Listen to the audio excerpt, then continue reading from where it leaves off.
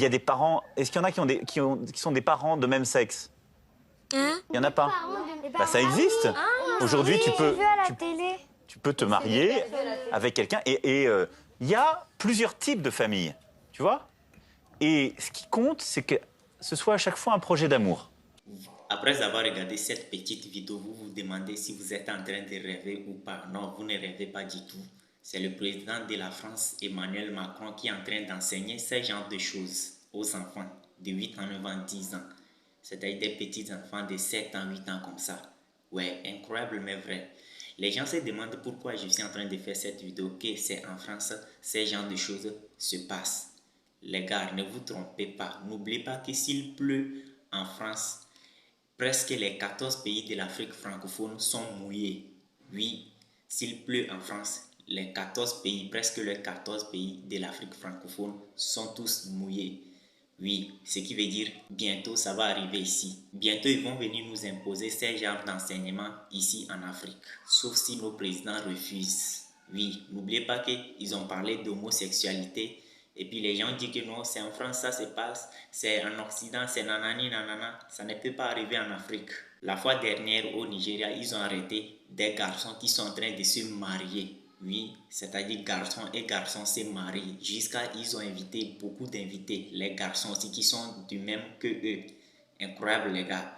Avant de continuer la vidéo, n'oubliez pas de partager cette vidéo dans plusieurs groupes. Ça va aider beaucoup de personnes. Actuellement, surtout les parents. C'est vraiment très important. Regardez attentivement cette vidéo jusqu'à la fin et après on va s'attraper pour parler. Actuellement, même c'est que les Français sont fatigués. La population française même est fatiguée. Jusqu'à ils sont en train de dénoncer ces genres de choses, mais ça ne change pas du tout. Regardons d'abord la vidéo et après on va s'attraper pour parler. Il s'est mis à grandir et rapetisser, et puis quelque chose de gluant en est sorti. Qu'est-ce que ça veut dire ça? Que c'est du sperme.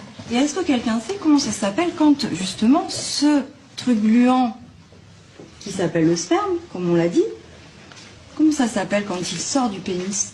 Ça s'appelle l'éjaculation. C'est très malaisant. Ce qui me gêne, c'est pas le discours, c'est le public. Pourquoi parler de ça des enfants de 8 ans? Quand on sait qu'un garçon va avoir ses premières éjaculations vers l'âge de 13 ans, 15 ans pour les plus tardifs. Pourquoi on parle de ça à un enfant de 8 ans? Pourquoi parler de ça à un public en primaire qui a 8 ans? Ça n'a aucun sens. Ça n'existe pas pour lui. Donc si ça n'existe pas pour lui, il faut lui la paix. Ils auront le temps d'apprendre ça au collège plus tard. C'est hyper jeune pour avoir des discussions qui sont hyper gênantes pour des enfants de 8 ans en réalité. Parce que il y a quand même des questions à se poser, quoi. Quelle est cette volonté? Quel est le but? Il faut qu'il soit quand même clair dans ces programmes. Bonjour à tous. Voilà, je fais une vidéo parce que je pense que le fait de vous parler en vidéo, ça va beaucoup plus attirer l'attention des gens. Et je pense qu'il est plus que temps de se mobiliser. Alors, je vous explique. Pour ceux qui me connaissent, je suis une maman de 4 enfants, de 7 mois jusqu'à 11 ans. Je suis enseignante et je suis très inquiète de ce qui est en train de se passer dans les écoles. Alors, je ne sais pas si vous savez, mais a été rendu obligatoire des cours d'éducation sexuelle en 6e primaire et en 4e secondaire. Alors, jusqu'ici, c'est discutable, certains vont me dire, en 6e primaire, c'est la pré-puberté, ok, d'accord. Je trouve ça tôt, mais voilà, chacun son opinion, après tout, il faut se respecter les uns les autres.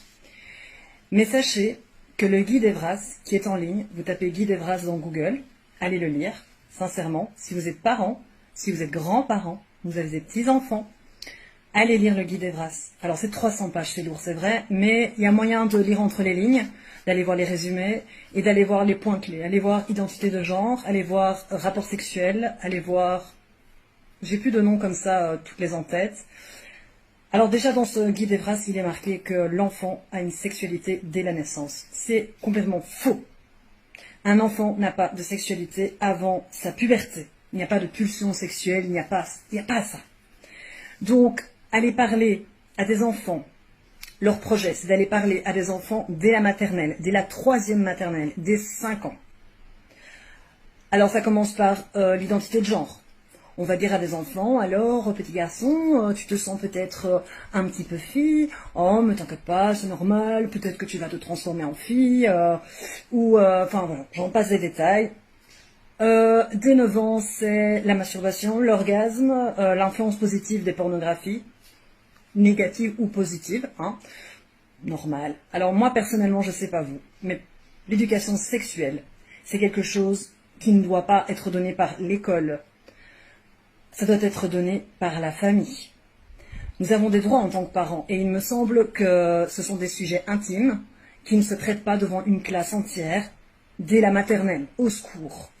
Alors, ce jeudi 7 septembre, il y a une mobilisation devant le cabinet de la Fédération Wallonie-Bruxelles à 13 h. J'ai déjà sur mon mur posté l'annonce. Je vous en prie, parents, grands-parents, il faut se mobiliser. C'est très très grave. Parler de sexualité, de masturbation, d'orgasme. Alors certes, il y en a qui vont me dire, il y a des séances qui peuvent bien se passer, ils se limitent de répondre aux questions des enfants et ils ne vont pas plus loin. Je peux vous dire que ça peut mal se passer. Nous avons déjà des témoignages, je suis notamment en contact avec Innocence en danger, qui est une association qui est encore pour le moment subsidiée, qui a des subsides de la Fédération Wallonie-Bruxelles.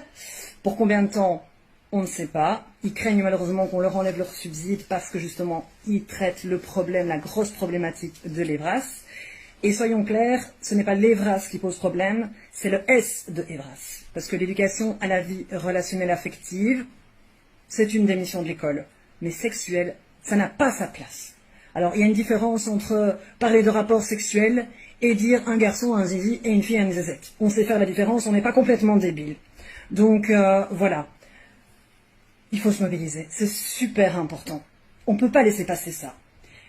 C'est incroyable parce que pendant les vacances, c'est vrai, il y a tellement eu de choses difficiles ces derniers temps, la crise Covid et tout ça, tout le monde en a tous été serré par la gorge, entre guillemets, que les vacances, on se dit, oh, on peut lâcher la pression.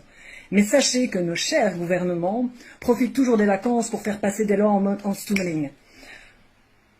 Donc attention, il faut être prudent, il faut être attentif. Nous sommes le peuple, nous sommes des citoyens et nous devons être concertés. Ce n'est pas normal qu'en tant que parents, nous ne sommes pas au courant de tout ça. J'ai parlé à énormément de parents, parce que je distribue des flyers notamment pour informer, juste pour informer et pour que les gens puissent s'exprimer. D'ailleurs, je vous invite à aller sur le site Démocratie Participative. Il y a une enquête par rapport aux cours d'éducation sexuelle, enfin, cours, ce sont des séances. C'est ça qui est aussi un peu problématique, c'est qu'il n'y a pas de programme proprement dit, c'est très flou, il y a un guide à l'attention des gens qui vont donner ces séances EVRAS dans les classes. Renseignez-vous, chers parents, aussi, par rapport au fait que si vous avez inscrit votre enfant dans une école pilote ou non, parce que dans les écoles pilotes, ils sont beaucoup plus en avance par rapport à l'EVRAS que dans les écoles non pilotes. Nous, on a de la chance, on a mis nos enfants dans une école qui n'est pas une école pilote, où le directeur a la tête sur les épaules, merci mon Dieu. Ils sont vraiment bien, ils ont des instituteurs super. Mais informez-vous. Mais dans tous les cas, c'est à venir, c'est leur projet. Ils le mettent, tout est écrit. Dès 5 ans, les loups. Dès 5 ans, éducation sexuelle. Il n'y a pas de sexualité chez les enfants avant la puberté. Leur parler de sexualité, de rapport sexuel, de pulsion sexuelle, d'orgasme, c'est les abîmer, c'est leur mettre des idées dans la tête. C'est très très grave. Ça peut créer des individus qui ont des soucis à ce niveau-là. Il y a énormément de pédopsychiatres qui alertent à ce niveau-là.